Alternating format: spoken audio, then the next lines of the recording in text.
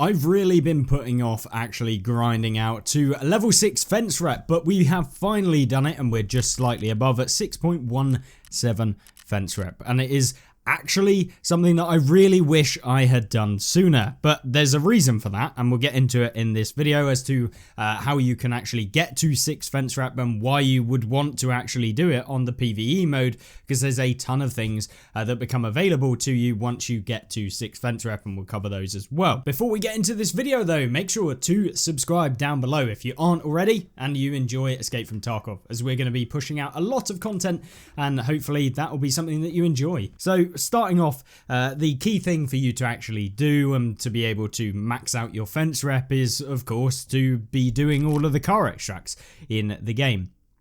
Which obviously give you a big amount of fence rep to begin with, and then they're kind of diminishing returns whereby it becomes exponentially less. So you start off, I believe, with 0.2 fence rep for your first ever car extract on said map. Now they are available in a wide variety of maps. The maps themselves, I believe, if I'm not wrong, is Ground Zero. You have one on Streets, you got one on Woods, you have one on Customs, you also have one on Interchange, and then you've got one on Lighthouse, as well as Shoreline. So it's only really or Reserve even that doesn't actually have a car extract, and of course Factory at the same time. Some of them are guaranteed car extracts, whereas some aren't. The guaranteed ones, I believe, might be Shoreline, and then you've got one on Ground Zero. I'm pretty sure it's guaranteed. I've never really not seen it on there. And then I'm not sure about Lighthouse. I think it is not like a constant one, so it can spawn, it can not spawn. But yeah, I'm not entirely sure about Interchange. I think that it isn't a constant one either. So yeah, I know for definite that the Shoreline and the Ground Zero, and I believe Woods may be the other one. I think that there's 3 in total, so it could be Ground Zero, Woods and Shoreline. Definitely Ground Zero and Shoreline, that's for sure. But either way, you can do all of the car extracts. If you do them about 3-4 times, you should be able to get yourself all the way up to about 3.5 fence rep, maybe even more if you're doing them multiple times per one. And then of course if you're doing it on all of the maps, I mean. So if you manage to do all of that and you've got a couple of other bits and bobs that you want to actually get your fence rep from, well, of course his daily tasks are one of the key things to complete. Now it's really not bad to do a lot of these fence tasks. Some of them are literally impossible, so I mean, that is just Tarkov's daily task system, to be honest with you. And the fence ones are especially bad. Sometimes you can have things like extract with 5 submachine guns and stuff like that, and it's like, how are you going to do that in a scav?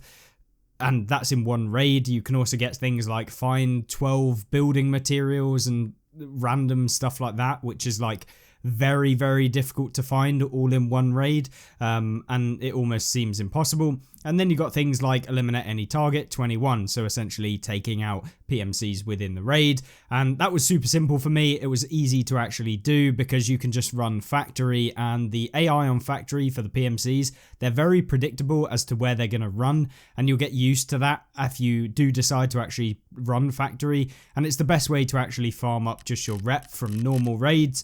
In terms of how many raids I actually did as a scav, we did 230 in total. I had quite a few times where I actually took out PMCs and lost rep, and that was right at the beginning. I think we lost probably like 0.3 or something stupid because I just went on a killing frenzy as a scav, which is obviously not the thing to do, but I guess it puts me back at 0, where you get some bonuses for having unheard, and of course the Edge of Darkness edition as well.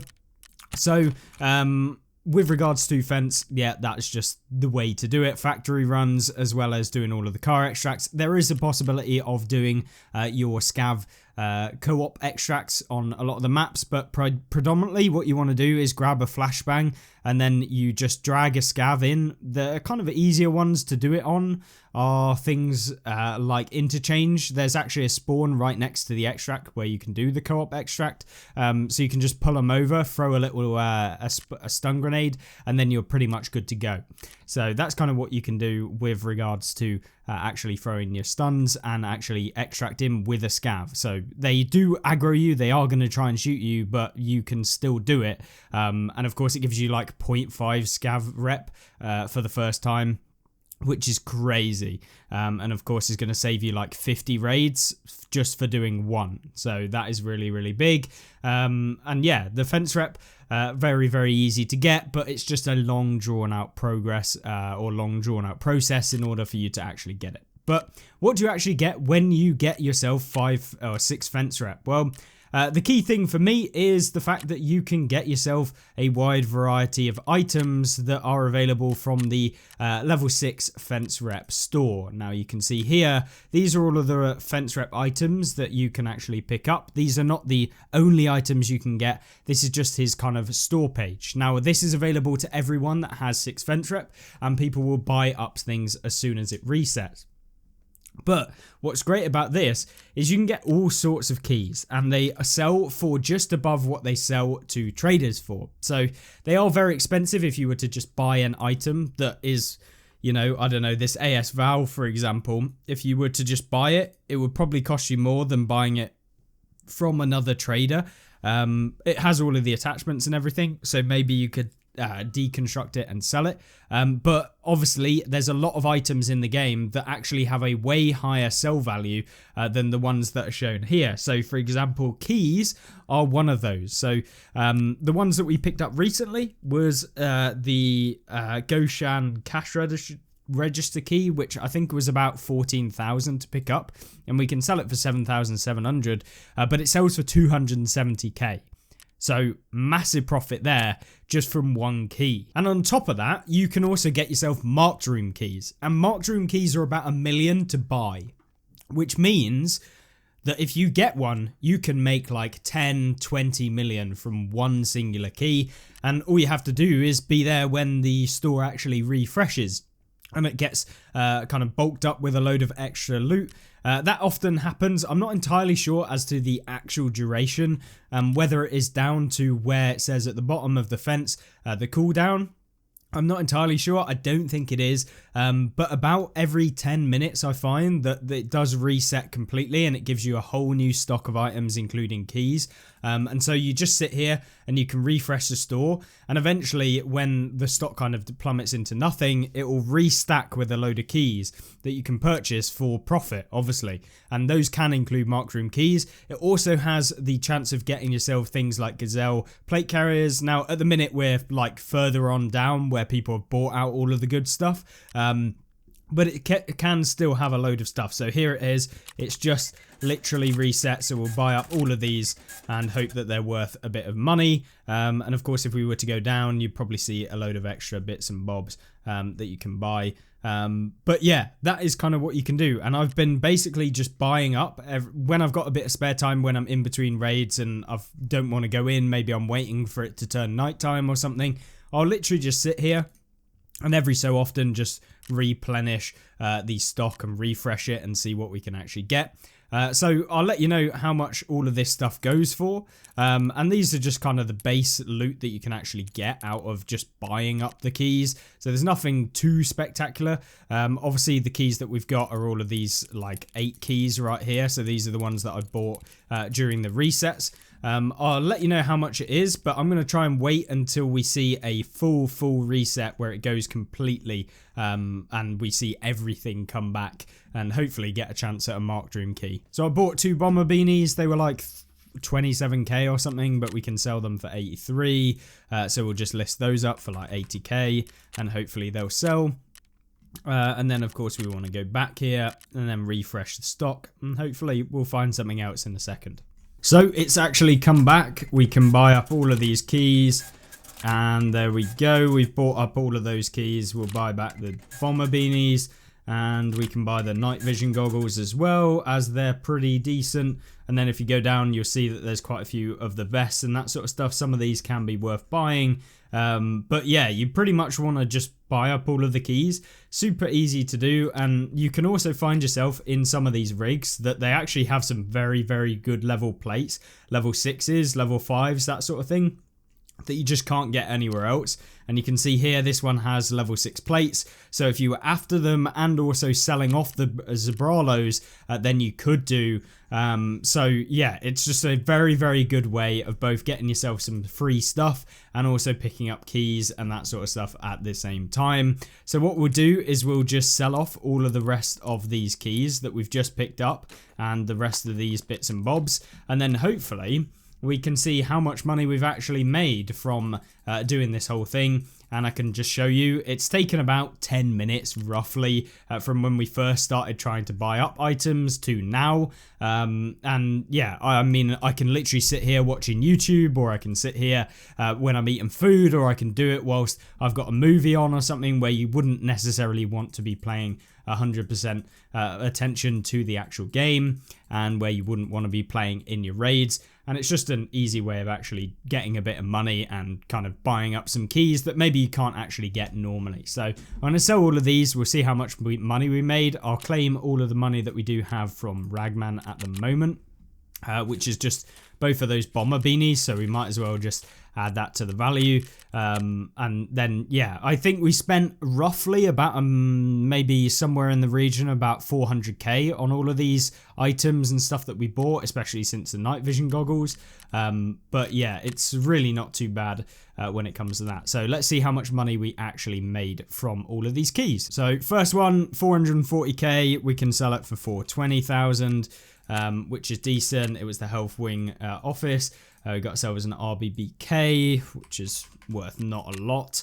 Some of these you will lose money on, but it's not really that much of a problem. There you go, Dawn 115 goes for 430k. That might even sell, which it has, so we can list it for like 470k, and hopefully that will sell. And then you got like Tarkov Directors. I mean, it doesn't go for a huge amount, but it's still cheaper than what we pay, more expensive than what we paid for it. You got things like the Cottage Key. I mean, that goes for 800k, so we can list that up for, let's say 800, and then hopefully that will sell. And then Emergency Medical Center, we can list that for 90. And it's literally just this easy. I mean, some of these not going to be worth actually even selling, but we can do it anyway. And then 65k. It's literally just so simple and makes you just a ton of money. Like, I can't stress this enough, and you literally don't have to do anything. So if you're ever running short on cash and you do have 6 fence rep, or maybe you didn't even realize that this was actually a thing, yeah, definitely utilize it, make use of it, and make yourself a bit of money on top of getting yourself maybe some of the keys, which you can't find on the actual flea. But yeah, the night visions themselves we can't actually sell, but of course I'm going to use those, and it was like 100k, which isn't too different from what you can actually buy them from. But say you didn't have the rep or whatever to get night visions, then you could buy them from Fence, which is always good. And these 2 keys, this apartment key is like 20k, so we could just sell that to Therapist, and that's like 12k, so we can just sell both of those, and that should add to the money that we've actually got right here. And so yeah, we have managed to sell quite a few of the things. I think we've got 6 of them still selling. Most of the expensive ones have gone. So we'll just wait until they all sell, or at least the majority of them sell, and you can kind of get in the grips to how much we actually make. So whilst we were waiting for them to sell, it basically refreshed again, and I ended up buying this Thor body armor. Now it's... I mean, you can't actually buy it by the looks of things, and of course it's locked behind a quest, but I wanted to use it on factory. It cost me 360k. You can sell it for 200. It has level 6 plates in it, so these 2 worth like 70k each, or well 34k each, 70k in total. And of course the armor itself you can't actually buy, so I'm going to use this on factory. We're going to go into a big raid and see how we can do, which will be a video coming soon, and see what we can do. But yeah, I mean, it's just great. I think this method, it's not something you should probably just sit here all day doing, but you know, in between raids, that sort of thing is worth having a quick check and seeing whether you can pick up some bargains. So we have sold everything, I believe, bar 1 thing, which if we have a look, or 2 things, so we got these 2. I mean, the Dawn 114 it will eventually sell, but so far we have picked up all of this. So total money wise looks like about 1.5 million, something like that. So 1.565 million, spent about 400k, made about 1.2 million, something like that for, you know, basically doing nothing and watching TV. So yeah, I mean, I can't really complain at all. And of course, yeah, you can make even more. Obviously, if you get a Mark Dream key, that is going to push your, like, the amount that you make massively up, which I'd highly recommend. You know, eventually you're going to get one and it's going to make you like 10 to 15 million just based on one key. So I have done it before. I did it right when I first had a quick check, and there was one just sat there for 900k. I bought it instantly. We sold it for like 17 mil. It was a check 15 key. So yeah, very, very nice way of making some money. But there's one last thing that comes with this whole thing that we've actually got to do. And that comes down to essentially the 6 scav rep and the bosses not aggroing you on maps. So for example, if you play as a scav and you are on streets, for example, and you want to get the bloody rusted key, well, Kolontai isn't going to be aggressive to you. That means that you can go in and it should be a lot safer. The only things that are going to be kind of annoying for you now, once you do get 6 scav rep, then is essentially the PMCs in the raids. So it really won't be too much of a problem. So that is really, really nice addition. And of course, the higher the fence rep, the better the gear in your raids is going to be. So I'm going to have a look at what sort of stuff we do actually get from being a higher scav rep. But usually you get a decent AR, you spawn with a backpack, you can sometimes get really good armor rigs, and of course you can also get normal body armor as well. And yeah, it's just a very, very good way of making some extra money when you do run factory, and also you can loot up some of the PMCs that you can take out now because you actually have decent weapons and decent armor to actually contest them. So I've been using that to complete quests as well and get some items that are required for quests. And so overall, I can't stress the importance of getting yourself to 6 fence rep. There you go. That's how much you can make, as well as also the potential and also what you can not do in raids and what you can do with 6 scav rep. So with that being said, hopefully you enjoyed this video and I will see you in the next one. Have a great rest of the day. Goodbye.